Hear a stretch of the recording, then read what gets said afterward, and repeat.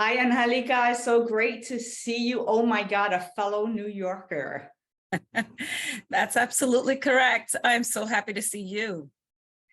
So there's nothing I enjoy more than talking to fellow New Yorkers. As a child who grew up in New York City, I'm so excited to have this time to speak with you because you also have a whole history in New York as a student and teacher, as a leader. And then you were deputy commissioner for the state of New York, and now you're commissioner of education in the state of Rhode Island. And I have a lot of orgullo for you and the work that you're doing. So thank you for being with me today. Well, thank you for having me. And the feeling is the same. So tell me, I think women across the country love hearing the stories of women in leadership and education leadership, education policy leadership. Why don't we start with you just talking about what has it been like? Have you brought a little bit of the New Yorker in you into your role as the leader in education in Rhode Island? Absolutely. I can't deny that I'm a New Yorker. I grew up my entire life in Washington Heights. I taught in the Bronx. It is who I am.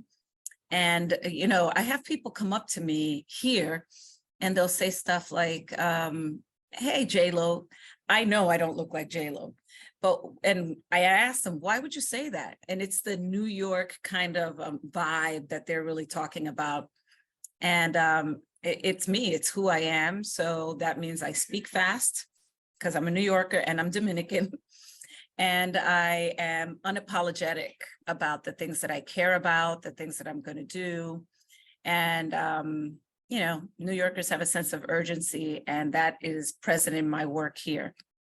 So you can hear it in the way that I talk and the way that I carry myself. I am definitely a New Yorker.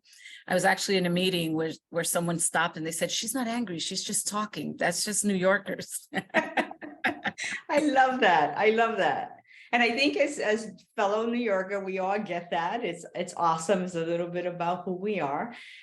What has it been like being in the top seat, the top education policy seat in Rhode Island? We have about 50% of women leading in the seat, and I'm really happy to continue to watch that kind of trend. We have an increase in the number of people of color leading in the seat as well, which is fantastic, and I'll continue to watch that. But just overall and in general, what has it been like to lead in the seat? Well, I have to say it's very lonely. I'm really grateful for my colleagues nationwide because we have these conversations. You really can't do this job well without some sort of support. I think that's really key. But, it's hard. It's hard for me because I don't come from Rhode Island. I come from New York. So for the first year, I was still viewed as an outsider. And then you have to deal with the politics of that. And this job is very political. I think everybody thinks of education and you just think about what you need to bring to the table, but it is a highly political job. It is, I would say, a good 70% of the job. In order to do what you want to do, you have to be able to master that because that'll make or break you. And that's been one of the biggest lessons that I've learned in this role. And you've been in the seat for 4 years.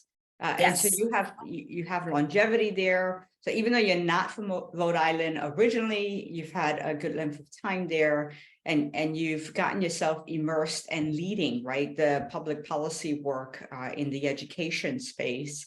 And I'd love to hear a little more about that. In the last 4 years, what has been the policy agenda for you that has been prominent? And what are some thoughts you have about what's happening in that space? Yeah, so it's the last 4 years, aside from COVID, which everybody has been through, have been really difficult because the person that hired me, the governor that hired me, left. And now I have a second governor, which I wasn't sure whether they were going to renew my contract or not.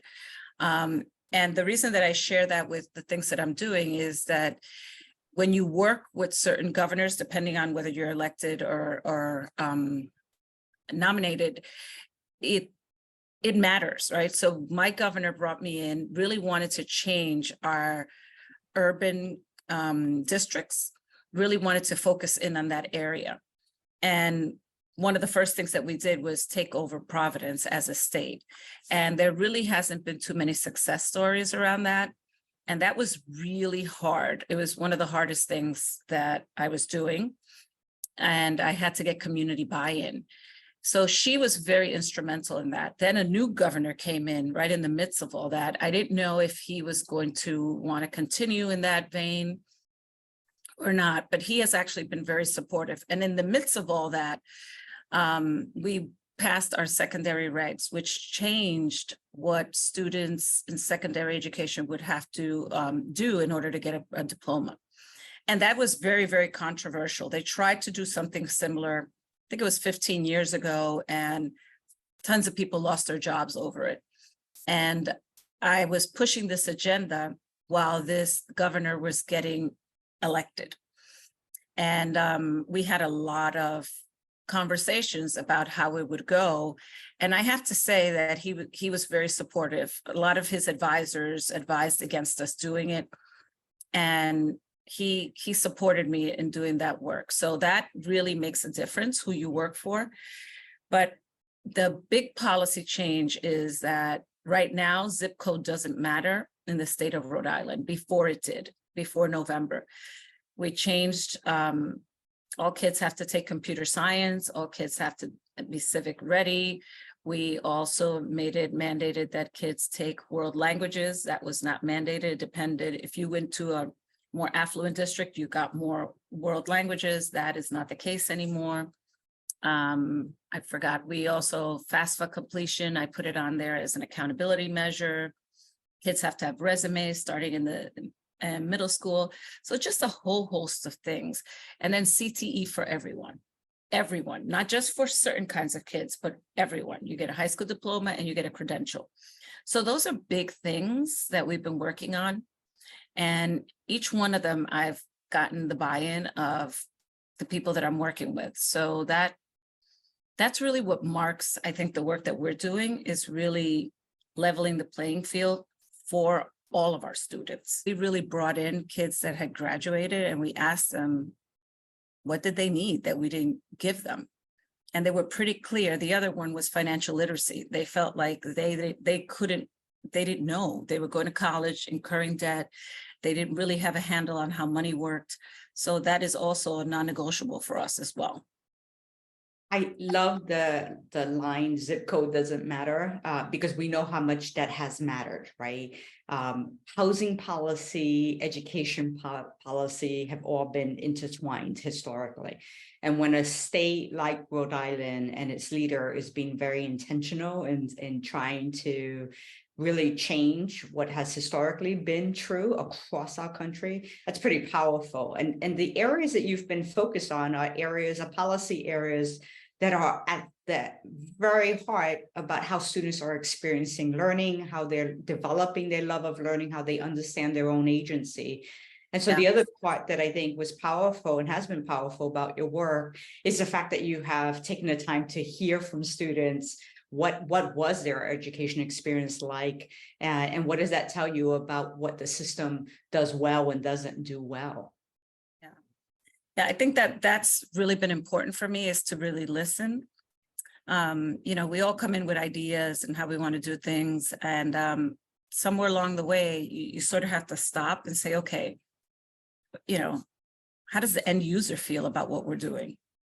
And at the end of the day, it's the students and the parents. And one of the things that I've been able to do in this role, one, because of the size of Rhode Island, is really bring kids in from all the districts virtually and really have them talk. They would never have interaction with one another.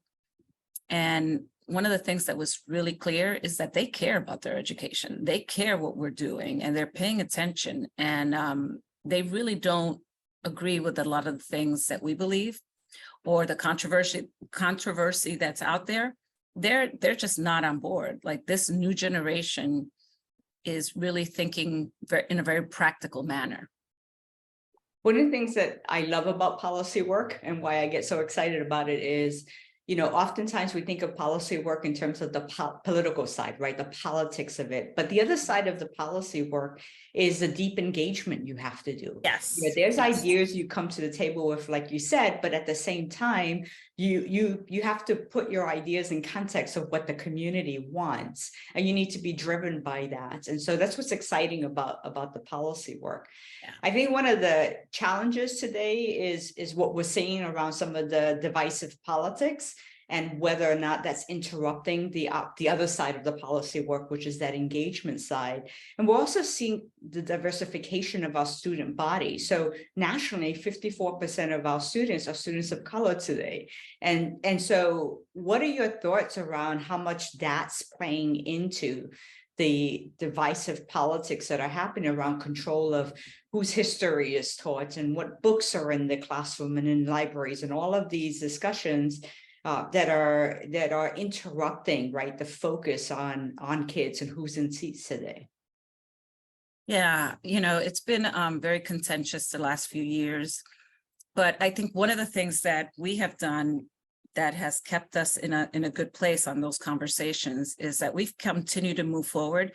And I will tell you that I won't engage in them. If you are asking me, we have like a calendar in my office, and it says September book banning month, because we know somebody's going to come out with a book banning, and we're ready for it, right? We're ready. And at the end of the day, we have these answers, and we just won't go deep with people on that, and I think this is where my New Yorker comes into play. Social studies standards. Everybody's, it's very controversial right now. What are we going to study? Who's going to study? Listen, we're going to study history. Whether, you feel comfortable or not, this is what history is. And we just passed our social studies standards in December. And, they wrote a report on how terrible it was, how woke it was, how, whatever it is, the language that they have. And so what? So what? I want somebody to tell me in my face that you can't learn the history of my culture. I want you to say that to me. And they won't, they won't. So I've had the few conversations that I've had, they've been very poignant and very factual. You can't engage in the emotion of it. You can't engage in the other pieces of it. No, this is what we're going to do. You have a choice, right? But you don't get to choose what all kids learn. You don't get that. You may want to impact your individual child, but you don't get to choose what everybody learns. You can unlearn it at home if you want, but that's not what we're going to do in our school system. And that's how I talk about it. What's interesting is, research studies are showing that there is a disconnect today between what elected leaders are pushing for and what the general public believes and is asking for. And I happen to be at Powell Books, which is I think it's one of the largest independent bookstores that remain in the United States, and it's in Portland, Oregon. What a neat place. But one of the whole shelving areas, which is huge as you walk in, is a list and a display of all the banned books by month.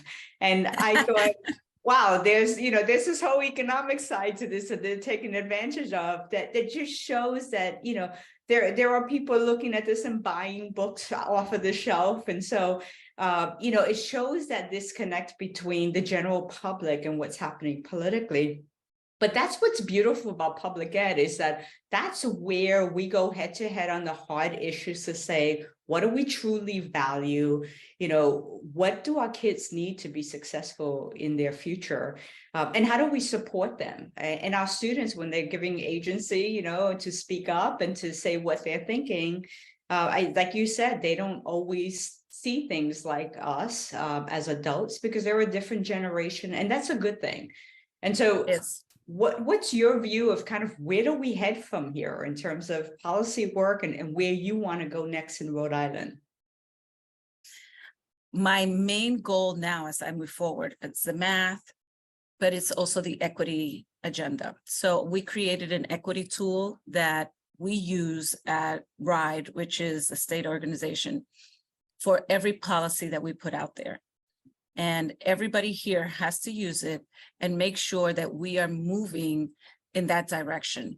And then our next goal is to have every district use that tool as they make decisions in their district. And that will be controversial, but we are doing it first to demonstrate and to make sure that everybody understands what we value. So we value kids reading and writing, very important. We value the social emotional piece, but we also value opportunities and options for kids, because we know that kids in poverty may or may not be able to go to college. So how do we help them get there? And one of the goals that we worked with Electric Boat, which is the Navy submarines are made in Rhode Island.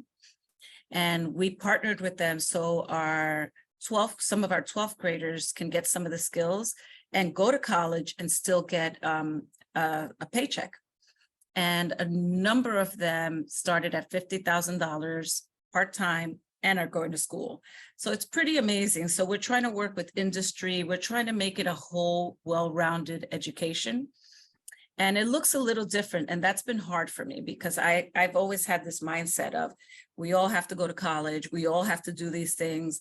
And college is not a straight line, right? It looks different for different people.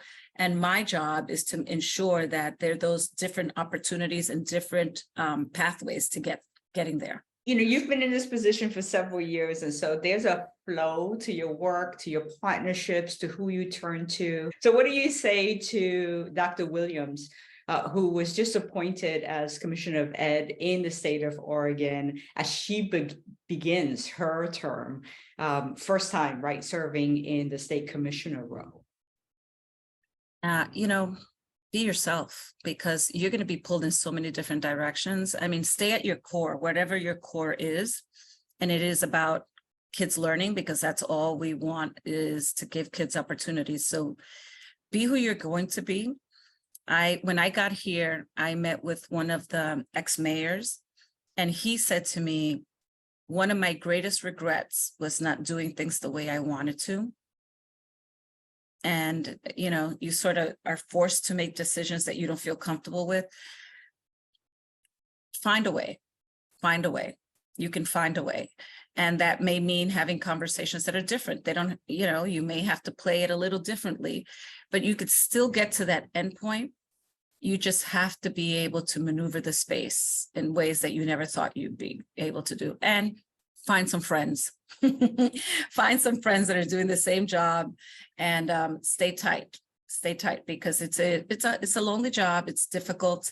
And as women, we are tried every single day. Everybody's always putting you to the test, and you're going to walk into spaces where it feels uncomfortable, right? It just feels uncomfortable. Know that it's not you. For all women, it's not you. Don't feel like there's something wrong with you. But when you walk in, people are looking at you. People are expecting you either to say what they want or not. Every word, they're going to hang on every word. But at the end of the day, you're the expert. And that's how you have to keep it. You have to rise above all of that. Great advice, right? Be yourself. So in closing, Angélica, are you feeling hopeful about the future? Are you feeling worried about the future? I'm feeling very hopeful, I have to say, because, you know, yes, all the political, you know, going back and forth, you know, the pendulum has always swung. I do believe that we've learned a lot through the pandemic. I've learned a lot in my own career. And I feel that we're making strides, right? I think that above all the things and all the noise, we keep moving forward. And I think that's what makes me feel hopeful.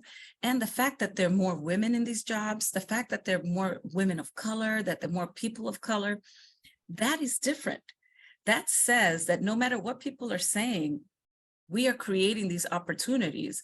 And our job is to make sure that we bring more people along with us. So I feel hopeful. I feel hopeful. Those conversations were happening all the time, just behind closed doors. Now they're happening in public. Personally, I prefer that. So I am thrilled to have had a little bit of time with you, La Doctora Angélica Infante-Green, New Yorker, now a Rhode Island girl, leading in the policy space at the national level and at the state level. We're just so proud of your work, and your work is really impressive, and your work is really important. And we stand behind you, right, to continue to lead in this space and pave the path for others who come behind you. Thank you. Thank you. And I do want to finish off by saying that you are one of my, I wouldn't say mentors, but somebody that I look up to, because really you are a force to be reckoned with. And you give us all a lot of hope and space to continue to grow. So thank you. Thank you for sharing your story.